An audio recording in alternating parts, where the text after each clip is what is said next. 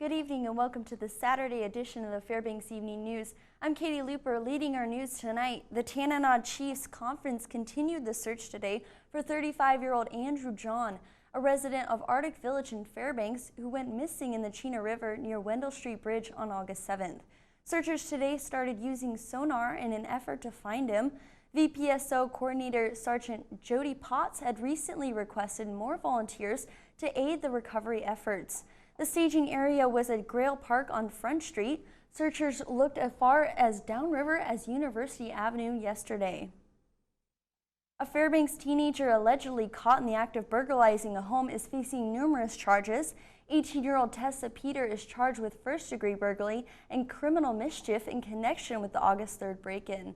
The homeowner called the police after hearing glass breaking in the residence, and troopers responded. Investigators say Peter left broken glass bottles, glass, and blood stains throughout the residence. 31-year-old Janessa Kemsky of Fairbanks has been arrested on charges of theft. She is accused of stealing a car while she was at a party. According to court records, Kemsky was at a barbecue when she asked someone if someone could take her home. When no one offered to help, she reportedly stole the vehicle and left the scene. Police later located her at the stolen vehicle during a traffic stop. Trial for a case is set for October. Kemsky was convicted of theft once before in connection with a 2012 credit union robbery. This week, Native educators gathered to discuss important issues facing today's youth at an annual TCC Education Summit. One of the topics discussed is the incorporation of Native languages into the school systems. Leaders spoke about the importance of passing these languages down to Native youth in rural Alaskan areas. Because classroom sizes in some villages don't meet the size requirements, many students are shipped out of their home villages and may not get the opportunity to keep these languages alive. Educators at this week's summit discussed ways their teachers could work together. The school districts are really working really good together, like the Gwich'ins, the Yukon Flats area, and also the Yukon-Kaikuk School District, have really done tremendous amounts of work, to teach the children the native languages. I have grandchildren who live in Minto, Alaska, and just to hear them, speak and sing in the language, it's just so wonderful. Last year, the village's circle, located about 150 miles northeast of Fairbanks, suffered intensive damage from flooding caused by ice jams. Members of the community reached out for help, and their plea was answered by a group of volunteers with the Mennonite Disaster Services from the state of Oregon. Well, we were actually asked by FEMA and the state of Alaska. And so we put together a crew and came up June 19th, I think it was, we arrived. And we're leaving today, August 8th. We raised 3 houses, anywhere from 2 to 3 feet. Okay. We also moved and raised a church that had moved off its foundation and raised it about 3 feet. Well, houses were off of their cribbing. They don't really use a foundation because of the permafrost. And so we got them back up on top of their cribbing and elevated. 2 ceremonies at the University of Alaska Fairbanks this past week mean more efficient power on campus and a sleeker dining hall for students and staff. Ryan Grimes has the story. A groundbreaking ceremony for the university power plant brought in state legislators and members of the community. The groundbreaking is the first step in a major upgrade for the combined heat and power plant at UAF, which needs a complete overhaul after providing power on campus for generations. It's going to be economically efficient. It's also going to make significant difference in the emissions from the plant, a real environmental benefit to the community to reduce emissions by up to 60%. Of regulated emissions. State Senator Pete Kelly says that keeping the infrastructure of the power plant updated is not only in the interest of UAF, but of the community as a whole. He says that it is important to keep the plant from failing due to old equipment. But if the failure is significant enough and it affects the West Ridge and we lose some experiments, we stand to lose huge money from the Department of Defense, from the National Health Association. And that money, I don't think people realize just how significant the research money in this community is. The upgrades are expected to be complete by 2018. The next day, a ribbon-cutting ceremony for an addition to the Wood Center on campus symbolized the last step for constructing a new commons area for students and staff. To see it evolve to the way it has, it's just very exciting. We knew that the Tilley Commons was aging and it needed to be replaced, and so when they decided to add the dining facility to Wood Center, we knew it was a great decision. Associated Students of UAF President Matthew Carrick says that students are excited to have a new area to make themselves home in. Those who have been able to see in are thrilled about it. I know everyone's very elated that it's getting done on time, but we'll be able to use it in the upcoming school year. Because this, on the heels of expansion to the Student Rec Center and the climbing wall and a terrain park and an engineering facility, and oh yeah, we have now heat and power for maybe a while to come. That's a really good thing. But the transformation is for all of us, but it's for those who are not here yet. It's for the students and the faculty and the staff who will benefit from what we've done here today. This is Ryan Grimes reporting from UAF. And we'll have more when the weekend's only televised newscast returns. Stay with us. After a week of fiery entertainment and fried food, the Tanana Valley State Fair wraps up tonight with dazzling fireworks display at 11 p.m. Here's more. The Tanana Valley State Fair was founded in 1924, making it Alaska's oldest state fair. This year they wanted to bring the fair back to its traditional roots, so they brought in more vendors, new rides, contests, abundance of food options, and of course entertainment to keep the audience on the edge of their seat. Bretton Cook, ride operator for the newest ride called the Inverter, says A1 Amusements is thrilled to be in Alaska for the first time ever. Well, I'm very, very happy that the company has come here. We've been a Canadian-based company since it started, back with select shows, branched off to Canuck Amusement, and 2 years ago Mike Mills made A1 Midway, and he's like, I want to do something different. So we came here. Honestly, I've loved the turnout. Everyone's been really friendly, and I've honestly loved Alaska so much since I've been here. Moving away from the Midway and onto the stage, we saw a unique pair of performers that risk their lives to please the crowd. 1, 2, 3.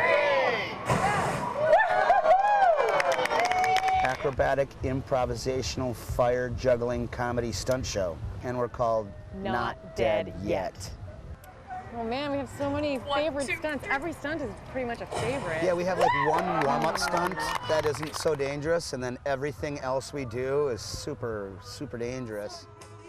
This weekend wraps up the successful 9-day festival, but what's the fair without a little thrill? The slingshot is back, and this time with new flashing lights for the night sky, but finishing it all off tonight is the traditional fireworks display. Oh my God! Reporting from the Tanana Valley State Fair, this is Katie Looper. Alaska has recently become a magnet for several national reality TV shows, with series such as Deadliest Catch, Life Below Zero, Alaska State Troopers, and Ultimate Survival Alaska. While it may be home to us, Alaskan lifestyle is seemingly mysterious to people around the world due to our unique climate and culture. Craig Compo, owner of the local snow machine and boat dealership that bears his name, is being highlighted on Animal Planet's show No Limits, which will feature his boat design, the unique nimble hull inboard boat that allows for easy travel over sandbars and gravel. One's a half hour. It's called No Limits. The host is Eric Young. He's an ex-wrestler who does all kinds of crazy things all over the world. So he joined us on a sturgeon fishing trip in Idaho. And the name of this episode is called Like a Sturgeon. And so we're looking forward to it. It airs Monday at 4 o'clock on cable and 1 o'clock if you have Dish or Direct. Smokey Bear is celebrating his 70th birthday today with no plans on retiring. Even after decades, Smokey Bear's popularity hasn't smoldered. He's become one of the most famous icons throughout the country. Since 1944, Smokey has been encouraging people to take a personal responsibility when dealing with fires through his signature message, "Only you can prevent wildfires." Even though this summer has been a wet summer for Alaskans, Smokey Bear is making an appearance at the Tanana Valley State Fair today in celebration of his birthday. So Saturday is Smokey's 70th birthday, and you know, Smokey started 70 years ago in a wildland fire in New Mexico. and ever since then he's become the statute of wildland fire and preventing fires across the nation. So on Saturday at 2 o'clock, he'll have the privilege of opening at the Derby here at the Tenaya Valley State Fair. And, you know, hopefully everybody will sing him happy birthday or something like that. Cleanup Day transforms the look of city roads from trash covered into clean and green. But how do the streets stay pristine throughout the summer? Tyson Paris-Hansen found one reason why and files this report. A group of teenagers and a passionate mentor driving around town can make a big impact in the community. You pick up trash, and sometimes on the side of Richardson Highway, you can look around and you can see exactly where we stopped. On the right side of you would be nothing. On the left side, it would be like a dump. Trash ends up on the roads and public places for many reasons, but the Litter Patrol targets areas where it piles up quickly. This season, they've collected 15 to 20 tons of trash, and the supervisor, David Drumhiller, says they're constantly looking for more. When we find places that are really dirty and we get them cleaned up, yeah, they can be trashed again in a couple weeks, but we're pretty much on it real quick. I love it. Chips and salsa. Drumhiller has managed the Litter Patrol for nearly 30 years, and he turned it into a nonprofit about a decade ago. And it's more than just keeping the town clean. It also trains young people about having a pride in their town. Most of them go on to be very conscientious citizens in Fairbanks. He hires about 20 local kids to work each season. They're divided into two groups, the A and B team. A team works the first half of the summer. The B team works the second half. Drumhiller says it gives the teens good work experience and it doesn't use up their whole summer. I think it's a great way to help out with the community, and it's a brilliant first job. This is Tyson Paris-Hansen reporting. Coming up in sports, Austin Buchanan will give you the leader of a senior golf state championship from yesterday. Also, Eclipse 03 girls soccer team is in a breaker. We'll have more on sports right after this. Hello Interior Alaska, Austin Buchanan here. Time to look at some sports with you. Hope you're having a great weekend on this Saturday. If not, well, sports seems to get you on the edge of your seats and on your toes, so let's talk some sports. It was a great day at Chena Bend Golf Course yesterday at Fort Wainwright. The 92 golfers that's participating in this year's Alaska Senior Amateur Golf Championship. With the weather playing a big role in this year's gameplay, golfers from all across the state gathered to play in the day one of the tournament. Peter Hakes out of Anchorage leading the pack as of yesterday in the men's flight after shooting a 70 to put him in the lead. Not giving much room was Bill Toney with a score of 71. Tying with two leaders in the mid-AM is Adam Baxter out of Anchorage and Jeremy Highfield with a score each of 78. With day two, which teed off at 8 a.m. this morning, I had a chance to talk to Miss Mitzi Jewett about how she feels about the tournament. It's been really great. This is a great venue. We have an excellent facility and an excellent course to offer this for the Alaska Association. And it's great to have the golfers here that are from, Anchorage, Fairbanks, all around the state. And so it's a really good opportunity for us as well as for them to make an excellent event. We have a great staff to put on. We have, a beautiful course, and they maintain it very well. And with the season, the short time season that any golf course has in Alaska, it takes a lot to maintain it, but we've got a great staff, and it is a great course, and it's in great shape for anyone to play on it. And it's one of the very Yes, it has been. In a few years we have been voted one of the best courses in Golf Digest. Not only was it a great day at the golf tournament going on this weekend, but also the Youth Soccer Cup taking place only a few minutes down the road. The Eclipse 03 girls team has placed themselves in reach of the championship game in the 12 and younger division of the Alaska Youth Soccer State Cup. After Friday night's win against the Alaska Rush 1-0 at the Fairbanks Youth Soccer Association fields, the Eclipse has tied for second place in the division along with Chinook Soccer Club Flurry. Each team is 1-1 with 3 points. The Eclipse and CSC Flurry kicked off today's action earlier today at 11 a.m. Now to bowling with senior games kicking off this weekend. There is one special lady that has been bowling with a group of women since she was 72 years old. But 27 years later, Miss Betty Upright is now 99 years old and set to bowl next week for Alaska International Senior Games.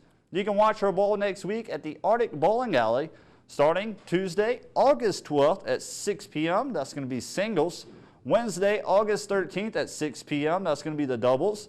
Thursday, August 14th at 6 p.m. That's going to be mixed doubles. Check-in is at 5:30 p.m. each day. So for more information, you can call Charlotte at 907-460-3328. And I'll wrap it up for sports tonight. Thank you so much for checking out some sports with me. For more on KTVS Sports, log on to Twitter, YouTube, webcenter11.com, and download our mobile app. Katie Luber has your full weather forecast coming up next. Stay tuned. Welcome back, Fairbanks. I'm here with Austin. How's your fair week been? It's going pretty well. The fair's been fun. You know, the lawnmower races was pretty cool, and the So how was demolition derby. Yeah, I was going to ask you, how was the demolition derby I wasn't able to last make night? it out there last night. I had some stuff to do with family, but I heard it was pretty nice. Oh, So really? it's been pretty fun watching. I was actually at the fair, and I was wondering what all that noise was, and then it hit me. I was at the rodeo. That was really neat. You know, the rodeo is pretty big. I got to see some bull riding and some pretty interesting stuff from the week. Yeah, of the I bet. The fair has just been like packed. But we'll take a look into our weather now. There's a normal high today of 68 and a normal low of 49. A record high was 87 in 1917 and record low of 35 in 1969. The sunrise and sunset equals 17 hours and 14 minutes of daylight, giving us a loss of 7 minutes from yesterday. And around the state, starting with the southeast side, it's rainy in Juneau and Ketchikan with temperatures in the mid-50s to low 60s. Anchorage and South Central are mostly sunny, however with likely rain and temperatures in the mid-60s. It's cloudy on the west side of the state near Cold Bay and Bethel. They're in the low 60s to low 70s.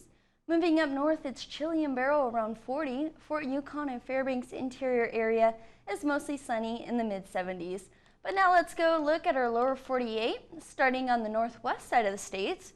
It looks to be sunny in the low 80s, traveling down south to the Las Vegas and Phoenix region. It's still in the hundreds still. As we move east, it shows partly sunny skies in the Midwest region of the United States and rainstorms in the Minneapolis area. Rain and lightning storms are expected in the deep south and Miami area with temperatures ranging in the high 80s to low 90s. And up the east coast, they've got sunny skies around the mid 80s. But now let's check out the outlook for next week. Hot weather is coming in from the west coast and moving northeast. There's lots of moisture down south with steamy weather in the southeast side and nicer skies on the northeast region of the U.S. But now back in Alaska, starting with the North Slope. Mostly cloudy with patchy fog in Barrow, and it's mostly sunny in Nome and Fort Yukon. Lows 70 for Nome and Fort Yukon, 40 for Barrow. Back home in the interior, it's mostly sunny all across the region with nice temperatures in the 70s. For the southeast side of Alaska, there's heavy rain in Juneau and Ketchikan in the low 60s. But as we move west, we can expect it to be mostly cloudy with fog in Cold Bay and rain showers in Bethel and Kodiak. It's 50 in Cold Bay, 60 in Kodiak, and 70 in Bethel. And lastly, for the south central region, it's to be mostly cloudy with likely rain showers, temperatures in the mid to low 60s. And tonight, another beautiful evening with mostly sunny skies, but there's a little rain right now, but that is going to clear up for you guys. And for tomorrow's outlook, it's to be in the mid 70s, another great sunny day. And looks like a gorgeous weekend to wrap up the fair. I've been really happy. It's just been so sunny this past weekend. It has, and you know, Mike Schultz been out there, and I really want to give thanks, especially people behind the scenes, you know, and they deserve a lot of credit. Broadcasting from the fair, that's been fun Not too. easy. Yeah, it's doing not a easy live cast. to see Mike out there in the rain, but the fair's been, like I said, really good for this year. And also, you know, the senior amateur golf tournament, beautiful weather this weekend for that. So. Yeah, and you said Joe Cook's coming back on Monday. Joe will be back to his Monday through Friday. Happy to have him back, and I want to thank the audience for for me bringing sports since he's been gone. It's been great hanging out with them on the air, and I will be on Saturdays like today with you and bringing sports and we'll be here our on Saturday's Saturday. news team. So. All right, well, that'll wrap up this Saturday edition of the Fairbanks Evening News. We're glad you could join us. NBC Nightly News with Lester Holt is coming up next. Join us here 6 days a week at 6 and 11 or online anytime at webcenter11.com. I've been Austin Buchanan and Katie Luber. From all of us here at the News Center, have a good night. Good night.